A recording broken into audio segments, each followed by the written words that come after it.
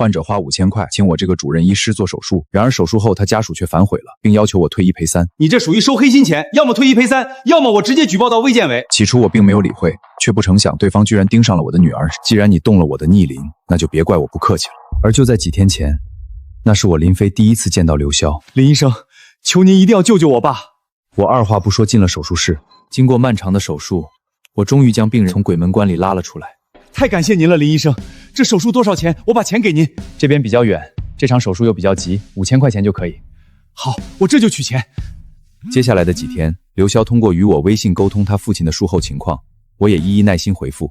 说来也巧，刘潇父亲所在的医院接连有2台手术预约，时隔1周，我又来到这家医院。林医生，你每周都来吗？只是凑巧。突然，他凑到我面前，眼里闪出一丝精明的光。你们做医生的应该不少挣钱吧？我心底升腾起一丝厌恶，但还是笑着应下。我不过是收些交通费，主要还是为了救死扶伤。林医生真是人心仁术，太感谢您了。不仅如此，他还拉了一个群，里面都是我这些天在这家医院帮忙做手术的患者家属。他说他们的家人患的是同一种病，这样方便沟通交流，还能做到及时预防。不仅如此，我有时候忙顾不上回复，他还会在群里耐心帮其他家属答疑解惑。很快他便和大家热络起来，群里都是对他的夸赞，都说久病成医。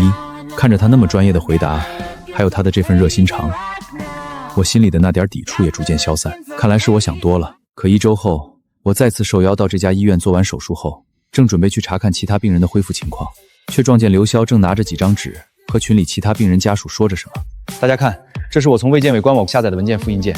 卫健委的文件。医师职业注册管理办法明确规定，医师变更职业地点必须办理变更注册手续。林医生注册地在省城，每周来我们这儿做手术，这算不算变更职业地点？他备案了吗？不会吧，林医生是来帮忙的呀！而且我妈的病确实是林医生治好的。我一开始也特别感激林医生，觉得他是救星。可后来我一想，这不合规啊！万一出了什么事儿，责任算谁的？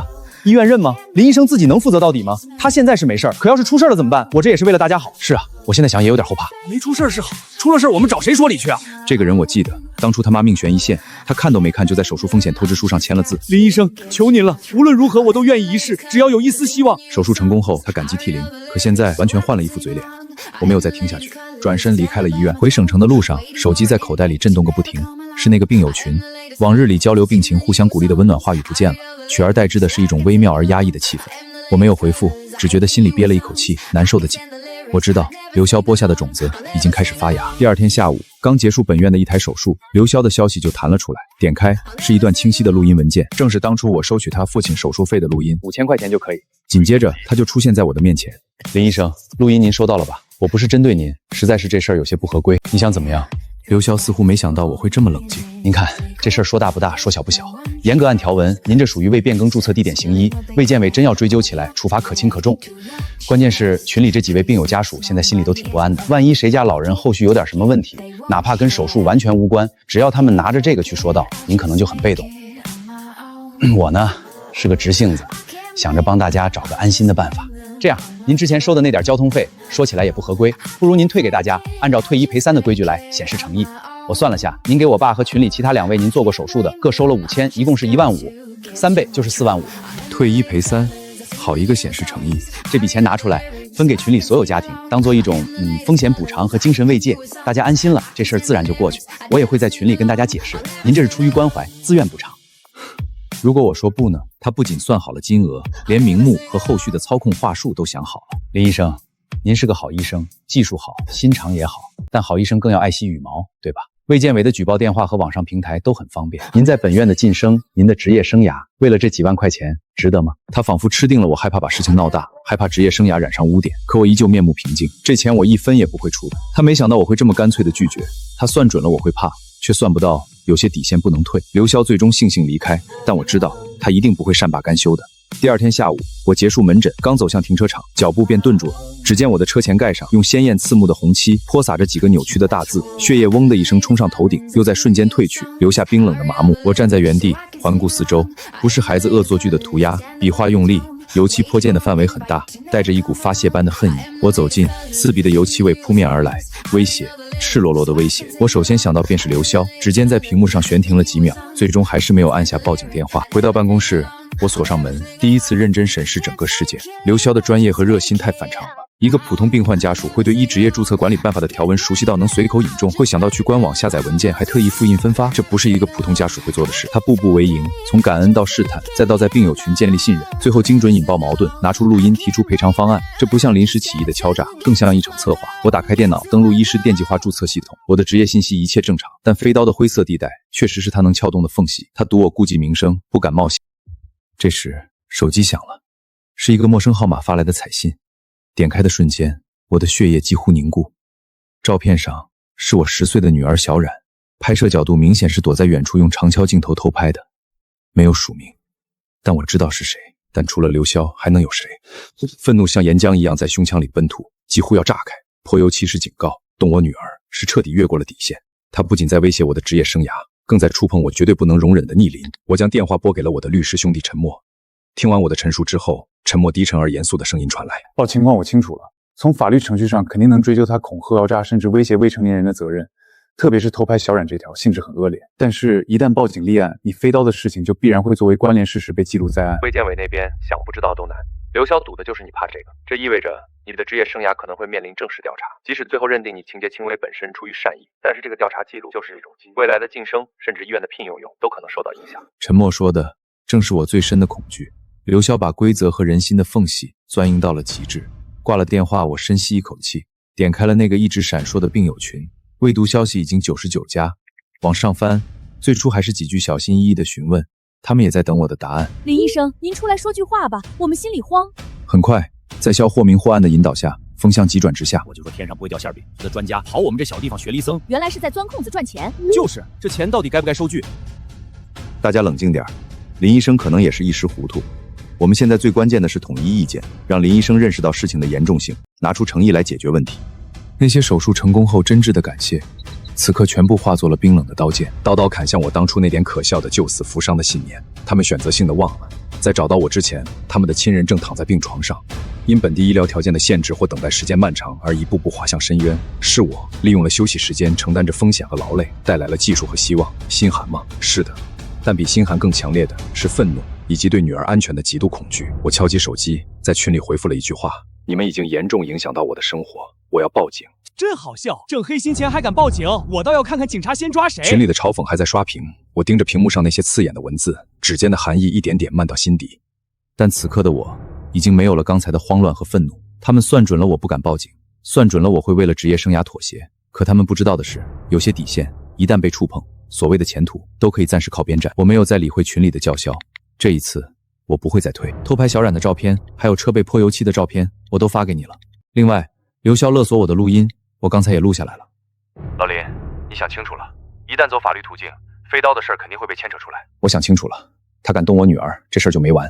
至于飞刀，我没做错什么，我收的那点钱连来回的邮费和过路费都不够，更别说牺牲的周末时间和承担的风险。大不了我接受调查，但刘潇这种人必须付出代价。好，我明白了，我这就去准备材料。不过有个事儿我得提醒你，那个病友群里的家属现在被刘潇煽动的厉害，他们很可能会联合起来做伪证，说你是非法行医，漫天要价。我知道，他们不过是被刘潇的风险论吓住了，又被那点所谓的补偿款勾住了。等他们看清刘潇的真面目，会明白过来的。挂了电话，我起身走到窗边，看着楼下车水马龙，手机里的病友群还在嗡嗡作响。那些曾经感激涕零的人，此刻正用最刻薄的语言讨伐我。我冷笑一声，直接退出了那个群聊。第二天一早，我没有去医院上班，而是驱车直奔卫健委。林医生，请坐。谢谢。你在省城的医院是主任医师，技术口碑我们都知道，但飞刀行医确实是行业监管的灰色地带。王主任，我知道，所以我今天来不是为了辩解，是为了主动说明情况。我利用周末时间去林氏做手术，一是因为那边的医疗条件有限，患者等不起；二是我收的费用每一笔都有记录，刚好覆盖邮费、过路费和工费，没有多1分钱。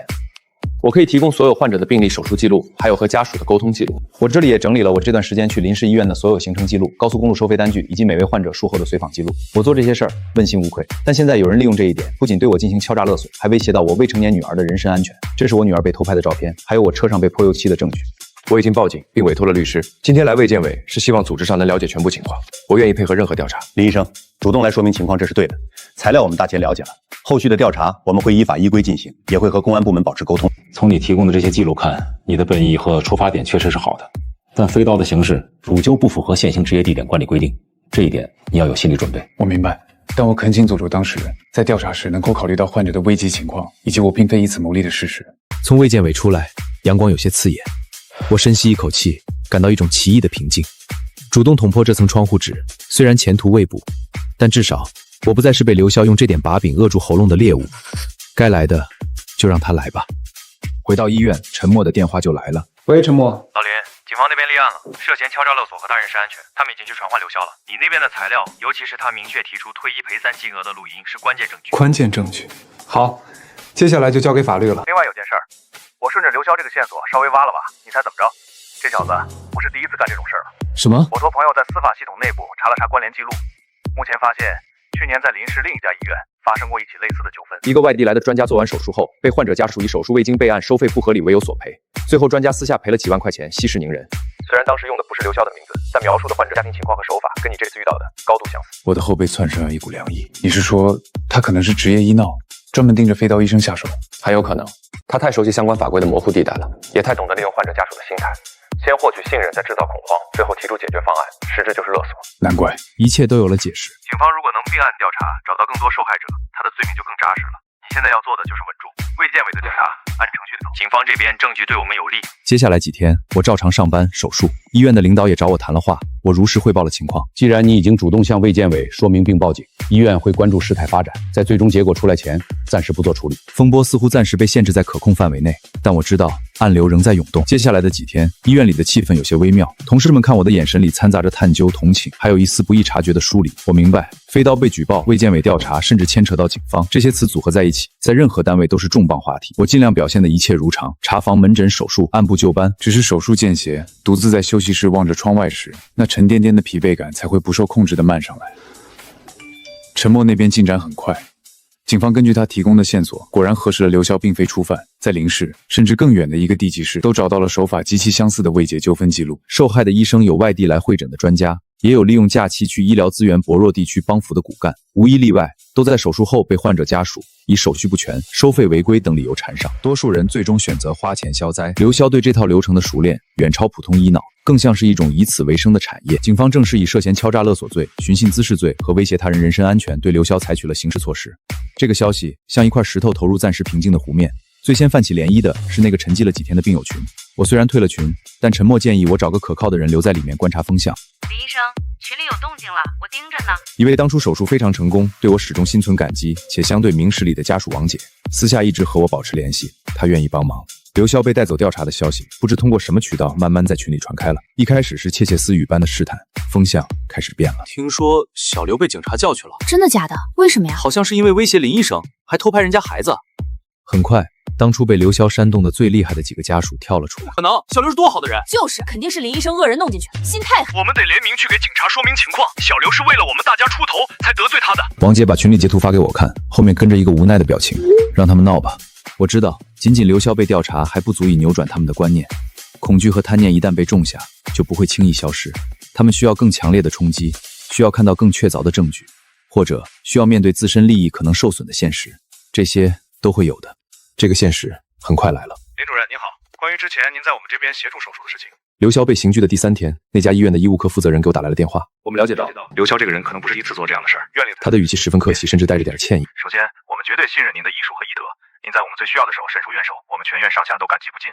其次，对于患者刘某某家属的种种行为，尤其是对您个人造成的困扰和威胁，我们表示强烈谴责，并会积极配合警方调查。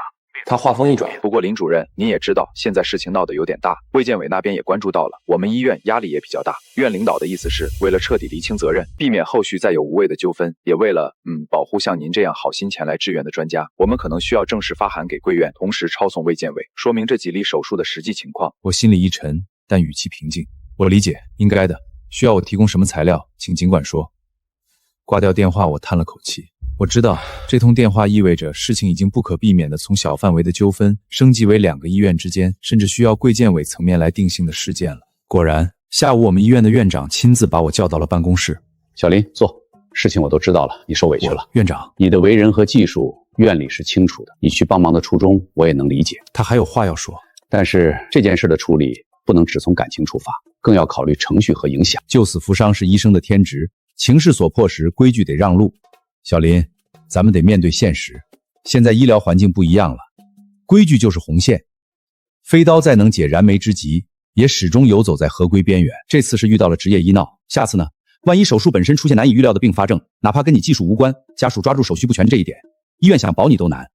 我是可惜你，你是咱们院年轻力里最有潜力的外科骨干之一，前途无量。为了这点事儿，万一背上一个处分，哪怕只是警告，在你的档案里也是一辈子的污点，值得吗？卫健委的调查组下周可能会过来，医院的态度是如实说明情况，强调你救人的紧迫性和公益性，淡化经济因素，同时配合林氏医院尽快把那几台手术的手续补全，做成继承事实的合规外聘。但这只能尽量减轻处罚，完全免责很难，你要有心理准备。我明白院长，无论什么结果我都接受。卫健委的调查组来的比预想中更快，同行的还有市医疗纠纷调解委员会的工作人员，他们没有直奔主题的问责，反而先调取了那几位患者的完整病历，从术前的病危通知书到术中的应急处置记录，再到术后我持续半个月的追访日志，一页页翻得仔细。林氏那家医院的院长也专程赶来，拿着厚厚一沓证明，红着脸解释。林主任每次来都是我们三顾茅庐请，当时那几个病人本地技术根本扛不住，转院的话路上风险太大，我们也是实在没办法。调查组又找我谈话，王主任坐在我对面，神色比上次缓和许多。林医生，我们走访了患者家属，也核实了你的高速收费单捐和邮费记录。你收的5000块确实只够往返的交通开销，甚至不够你耽误的门诊挂号费。王主任，我知道飞刀的形式不合规，但当时看着病人在眼前熬着，我实在做不到袖手旁观。我们卫健委的职责是监管医疗行为，更是守护救死扶伤的初心，不是谁举报谁有理，也不是死守条文不顾实际。你这种利用休息时间到医疗资源薄弱地区帮扶，且不以牟利为目的的行为，本质上是在弥补医疗资源分配的短板。我们非但不会苛责，还要肯定你的医者仁心。至于刘潇，我们已经和警方核实清楚，他所谓的维权根本是精心化的敲诈，他手里的医执业注册管理办法断章取义，他煽动家属的风险论是刻意制造恐慌，这种钻法控子抹黑医者的行为，我们会联合司法部门严肃打击。走出卫健委的办公楼时，阳光落在肩头，暖得人眼眶发酸，一直压在心头的石头终于落了地。沉默的电话紧跟着打进来，语气里带着笑意。老林，好消息，刘潇那小子彻底栽了。警方查到这2年靠着这种手段敲诈了至少5位外地医生，涉案金额20多万，加上这次威胁你女儿泼油漆寻衅滋事，数罪并罚，够他蹲好几年的。我握着手机，喉咙有点发堵。那些被他敲诈的医生都能追回损失吗？必须能，警方已经在联系那些受害者了。这小子就是吃准了医生爱惜羽毛，不敢声张，才敢一而再再而三的得手。这次栽在你手里也算大快人心。挂了电话，我点开王姐发来的病友群截图，群里炸开了锅。和之前群情激愤判若两人，当初跳得最凶的那个家属连发3条道歉消息，我真是猪油蒙了心，我还跟着起哄。另一个家属也跟着附和。是啊，刘潇被抓了才知道，他根本不是什么好心，他就是想骗我们当枪使，帮他敲诈林医生，太可恨了。王姐发来一条私信：林医生，大家都知道错了，想集体给你道个歉。你看，我看着屏幕，轻轻笑了笑，回复语音道：没事儿，都过去了，大家好好照顾家里的病人吧。有些事过去了就好。风波过后，生活渐渐回归正轨。医院不仅没给处分，还在全院大会上表扬了我的医者仁心，甚至提议让我牵头组建周末医疗帮扶小组，定期去林氏支援。那天我做完一台大手术，出手术室时手机响了，是林氏那位患者的电话，老人的声音洪亮有力：林医生啊，我今天能下床走路了，谢谢你啊。我笑着应着，心里忽然通透，救死扶伤这条路或许会遇到荆棘到误解，甚至遇到别有用心的算计，但只要对得起身上这件白大褂，就永远有光照亮前行的路。而那些藏在暗处的魑魅魍魉，终究逃不过正义的制裁。